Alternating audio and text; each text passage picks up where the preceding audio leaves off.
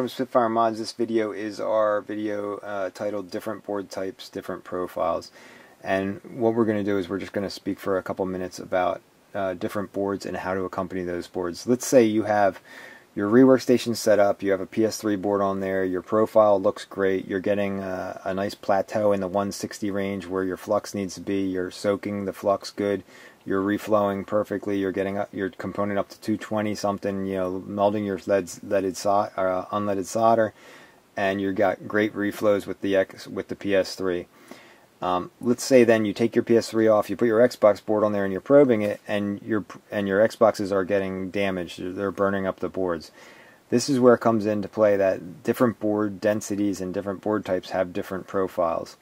And what you're going to find is the difference between PS3 and Xbox is roughly 15 to 20 degrees Celsius. So if you have a PS3 profile and you want to now learn how to do Xboxes, most likely you're just going to chop about 10 to 15 degrees off your profile, and that'll run to the right temperature on an Xbox, and vice versa. Let's say you did your Xbox, say you calibrated your machine with your Xbox board in there, and now you want to switch to PS3s, you can pretty much bump all the numbers in your profile up about 10 to 15 degrees, and you'll get a good PS3 temperature. You'll probably hit 221 right at the end of the profile as well.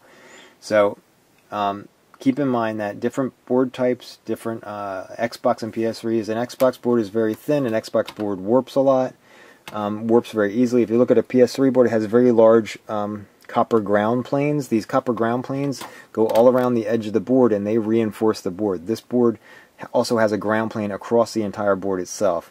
The Xbox board has that same thing, but it's much thinner material and much thinner metal plane, so you're not going to see as much warpage in a PS3 board. If you ever heat gun a board, you're going to know that Xbox boards buckle right up like a horseshoe. They'll actually flex like crazy up off the table if you heat gun them too hot, and that's the reason why they warp a lot and they don't need as much heat.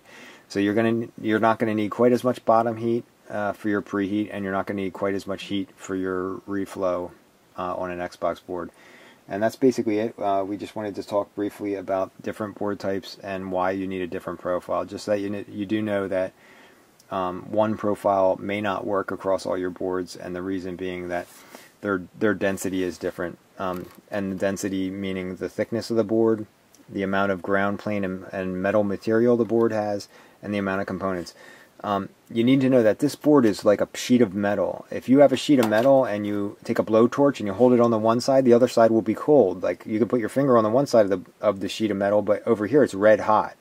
And what that is that's what's called, and it's the same thing as a heat sink. It's the heat sinking ability of metal, and that's why heat spreaders and these pieces are metal, and they're metal because they heat sink the heat out. Very thick and dense metal can heat sink a lot of heat, and that's why this metal is a solid wedge of metal. It's almost an eighth or more inch thick. It sits on top of your unit and it pulls the heat right out of the chip into here, and then they put fins off of this metal with your compound to dissipate that heat and get it out of that wedge of metal. And metal is a very quick conductor of heat, so you have to remember that if let's say you didn't have your bottom heater and you're just heating with a blow hot air on the top, you could never reflow a chip by blowing hot air on the top. And the reason being is a chip maximum temperature is about 220 to 240. So if you're blowing hot air on the top of that chip, the amount of heat sink capability of this board is extremely high when not preheated. So you can blow 300 degrees on the top of that chip and that chip won't even liquefy. And the reason it won't liquefy is because the solder balls are below this heat spreader, and they're below this piece of PCB, and then they're down underneath there. And that's a long distance away from that temperature. When you're blowing 300 degrees up here, 300 degrees will hit here, 280 or 260 might hit here, and then if you peel that layer away, down where the solder is, you might be only around 220 or barely there. And that 220 temperature is probably dissipating out into the board so fast that you couldn't even maintain 200 degrees Celsius, and you would never liquefy solder at 200 degrees Celsius, not unleaded solder. So that's why just an upper heater would not work as a reflow station. And again, using an upper heater like that will make your board work almost 100% of the time, even though it's not liquefying the solder, but that's simply because of the warping and the expansion and contraction of the metal causing the crack to come together for a short period of time. and that will make your board work. So the correct statement would be, blowing hot air on the component will make your board work, but it won't repair your board. Repairing your board requires a full liquefaction of the solder under the chip, and that's why your profile needs to have all the phases and have all the proper things in place to get the profile perfect, so that your component, your board is hot enough. Let's say your board's 180 degrees, your hot air on the top is 240 degrees, your chip will reach 220, it will melt, and then you can stop. And that's what you want to do.